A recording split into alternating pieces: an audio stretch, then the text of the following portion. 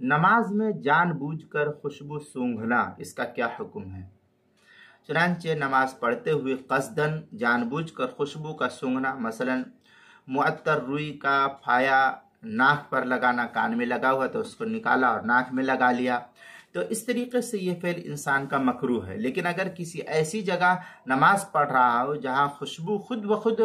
موجود ہو اور وہ خوشبو اسے نماز میں محسوس ہو رہی ہو تو اس میں کوئی کراہت لازم نہیں آتی ہے۔ مثلا جیسے